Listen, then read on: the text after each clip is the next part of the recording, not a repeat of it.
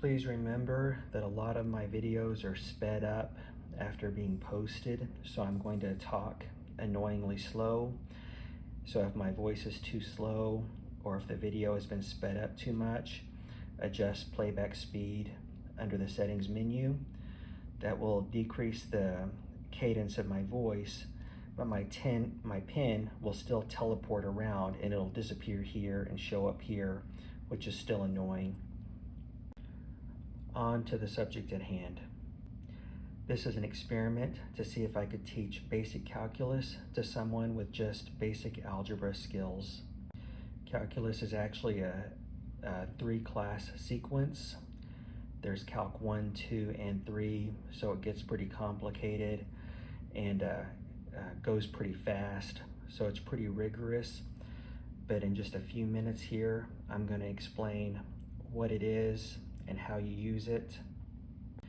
So if anybody sees this video and they just have basic high school algebra skills, then they can say they know calculus, or at least some of it. I've had a lot of very difficult classes throughout my educational career, but I have learned that complexity does not prohibit ability, meaning no matter how complex something is, you're still able to learn it if you're able to put in the time and you have the patience. Unfortunately, a lot of these classes are so rigorous that it's like running with the herd while you're being chased by a pack of lions.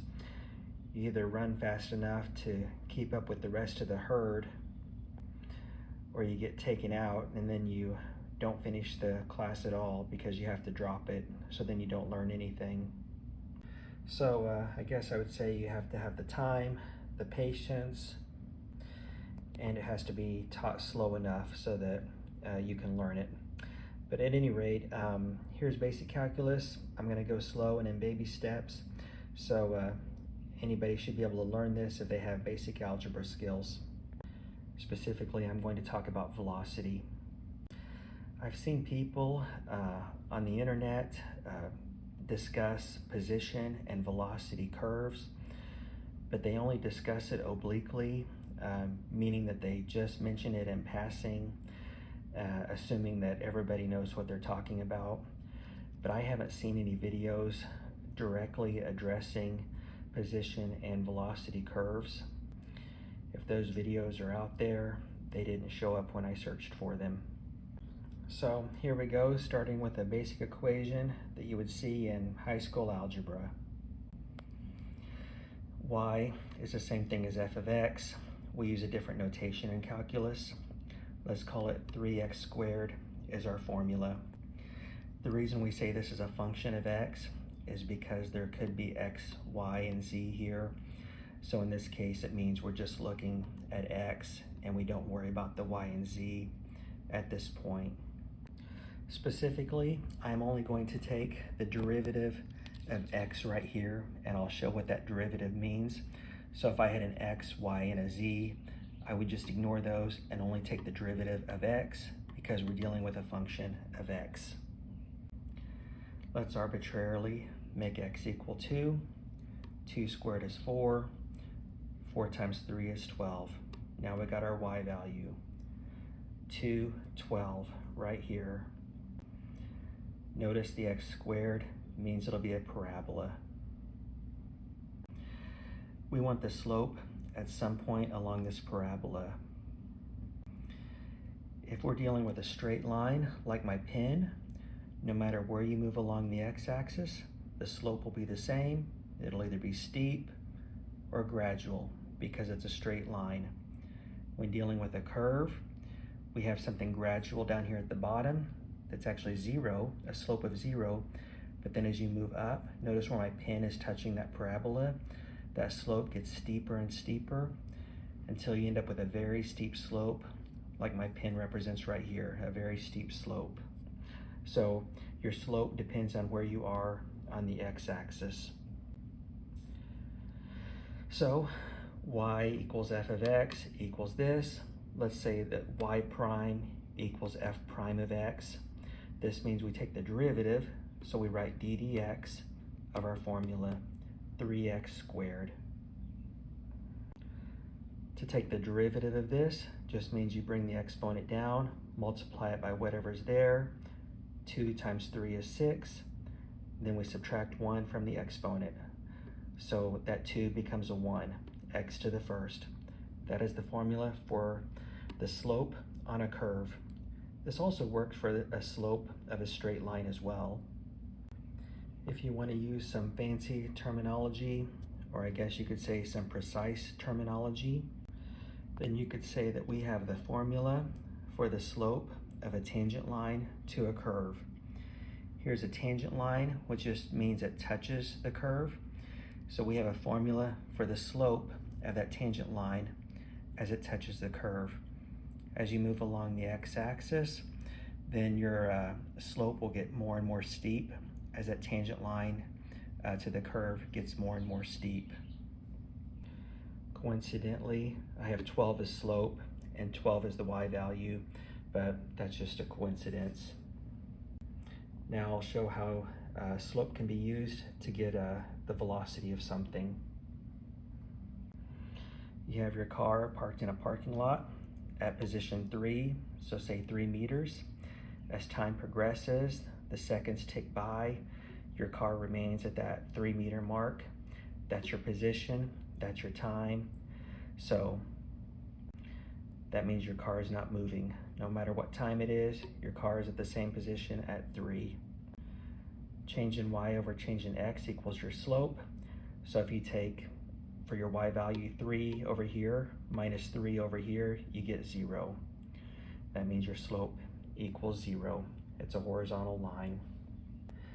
Let's use a different equation to give us some movement. Let's say y equals 0.5 of x. Whatever value you pick as x, y will be half of that. So x will equal 6. That means y will equal 3 because you just take half of 6. Again, slope is change in y over change in x. That's 3 divided by 6 because we go up 3. We go up 3 and over 6. That's 0.5. That's our velocity. I forgot to label this here. This is your time. This is your position. So notice your position is y.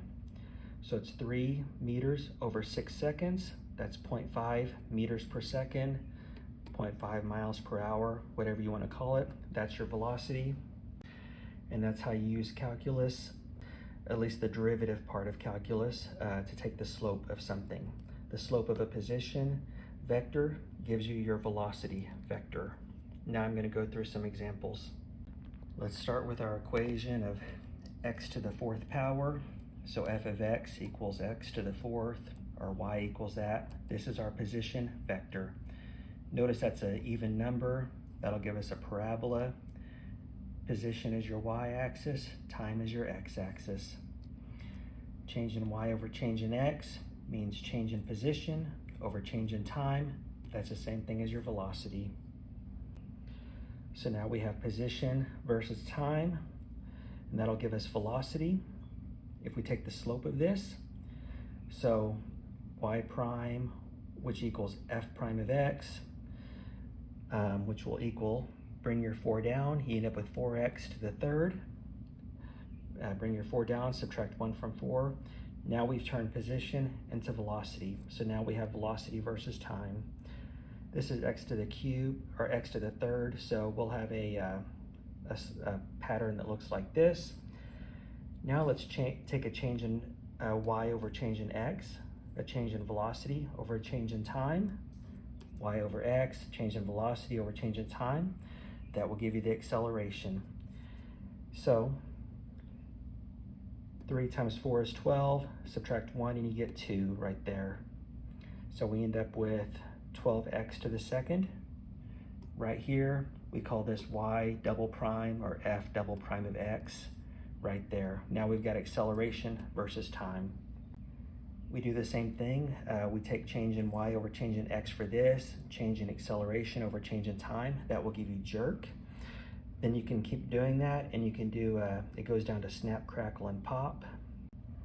But from what I've read, the snap, crackle, and pop aren't used much in physics or engineering or the sciences like that.